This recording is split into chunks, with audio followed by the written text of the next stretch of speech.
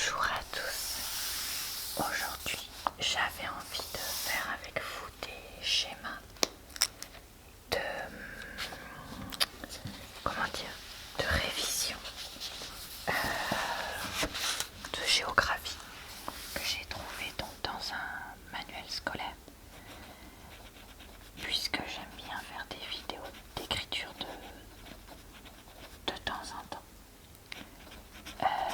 Si ça vous tente de revoir d'autres vidéos d'écriture sur ma chaîne, je vous invite à regarder en barre d'informations, commentaires épinglés dans le i en haut de l'écran et aussi sur mes chaînes secondaires, puisque je vous aurais mis le lien vers d'autres vidéos de ce type que j'ai déjà faites par le passé dans différentes matières et à différents niveaux.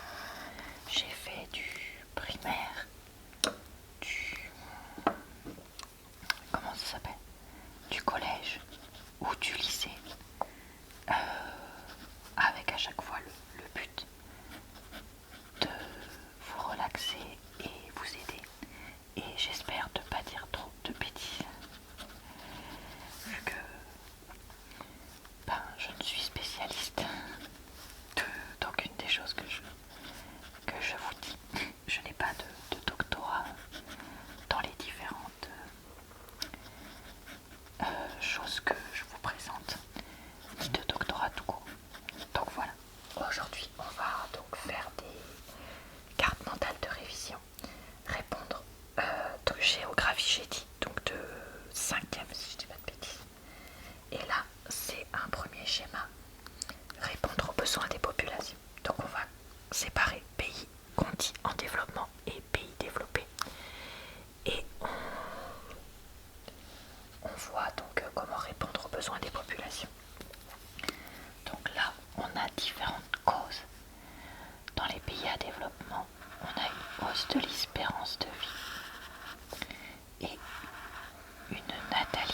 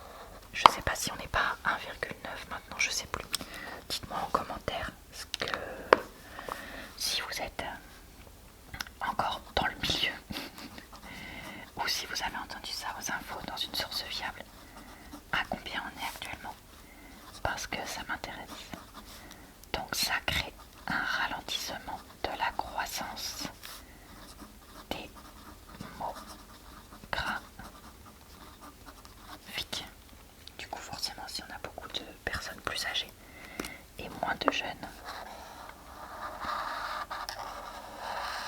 Ça paraît logique jusque-là.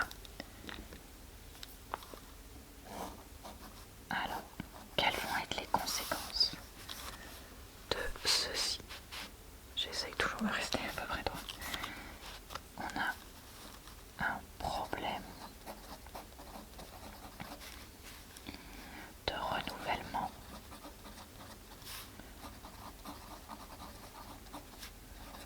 de la population qui, je suppose, est pas suffisant, et un vieillissement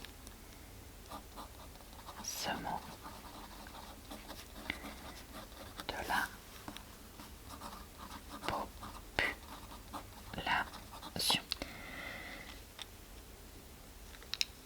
Ok, je réfléchis. Problème de renouvellement et vieillissement, oui c'est ça, c'est toujours les mêmes personnes qui ont accès aux choses. Et elles vivent de plus en plus vieilles. Je pense que c'est ça que ça veut dire. Dites-moi si je me trompe pas en commentaire. Tant que ça reste dit de façon un minimum respectueuse, il n'y a pas de souci. Elle n'est pas très bien faite cette flèche-là. Et donc, quel défi est-ce que ça pose? Il va y avoir une pression sur les sociétés. Si ça peut, vous voyez encore. Avec le problème des retraites.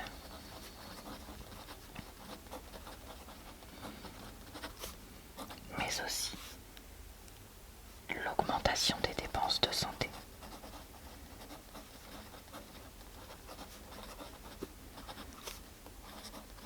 Après, l'augmentation des dépenses de santé, c'est pas lié qu'aux personnes âgées, c'est lié, je crois bien, à la population en général,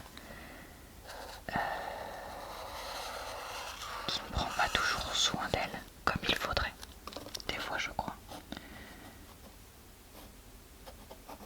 Voilà pour cette première carte mentale. Alors, on va maintenant faire richesse et pauvreté dans le monde. Et on va faire... c'est pas vraiment une carte mentale, enfin je sais pas, c'est un schéma. Je pense que c'est plus ça. Enfin, je sais pas comment on appelle ça. Vous allez me dire. Alors, on va distinguer l'échelle mondiale et l'échelle nationale et locale. Donc, échelle mondiale, on a donc d'un côté les pays qu'on appelle riches et développés, et de l'autre côté les pays qui sont dits... Alors j'ai écrit pays pauvres à la place de pays pauvres. On n'a plus qu'à changer. Heureusement pour une fois, j'ai pensé avoir l'effaceur sous la main. J'ai retrouvé où est-ce que je les avais rangés. Donc, pays pauvre. Oh, j'ai fait une grosse tache d'encre sur mon truc là. J'ai pas vu tout à l'heure. Super.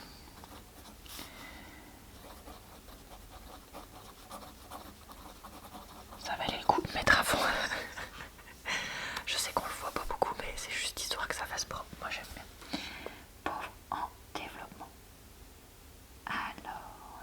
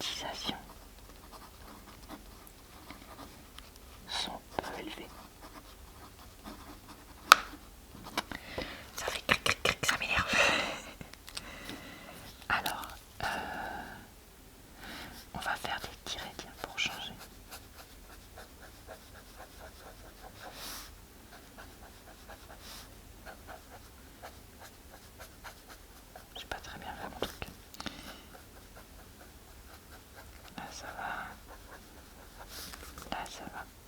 J'ai fait un trait en plein milieu. Là ça va. Voilà, quand tu veux loin.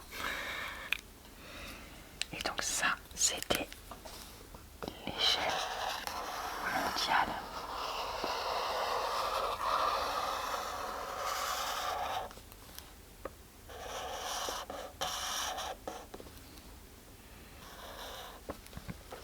Ok. Très bien. Donc les deux couleurs là, elles sont utilisées. Et je voulais prendre le jaune et le turquoise pour la fin. Donc là, on va faire échelle nationale et locale. On va écrire ça en turquoise. Ok. Alors ici, on va noter qu'il existe des inégalités sociales et spatiales, notamment entre les villes et les campagnes. Donc c'est à ça que je pensais tout à l'heure aussi. Parce qu'il y a des habitants qui vivent dans des villes de pays qui sont dits pauvres, qui sont plus riches que moi, habitante. Alors à la campagne d'un pays dit riche. Enfin c'est pas forcément ça que je voulais dire, mais vous avez compris ce que je voulais dire quoi. C'est pas parce que tu vis dans un pays dit riche que t'es riche et dans un pays dit pauvre que t'es pauvre. Voilà, c'est ça que je voulais dire. Donc notamment, on a dit entre les villes et les campagnes. Donc dans les pays qu'on appelle les pays du sud, donc qui sont sous l'équateur, on dit qu'il y a des inégalités très fortes. Je crois que quand on dit les pays du sud, on exclut l'Australie. Ah, est-ce qu'on exclut l'Afrique du Sud? Non, probablement. Attendez, on exclut l'Australie. Parce que je crois que ça fait partie des pays considérés comme développés. Par contre, je sais plus pour l'Afrique du Sud. Où est-ce qu'on le met? Oh, bah pareil, dites-moi, n'hésitez pas à me dire en commentaire où est-ce qu'on les met, parce que je les ai oubliés. Enfin, ceux-là. Et est-ce qu'il y en a un autre que j'ai oublié? Je sais pas. Donc les pays qu'on appelle les pays du Nord. Donc on a chômage de longue durée qui va créer de l'exclusion et des inégalités, ça c'est vrai. Et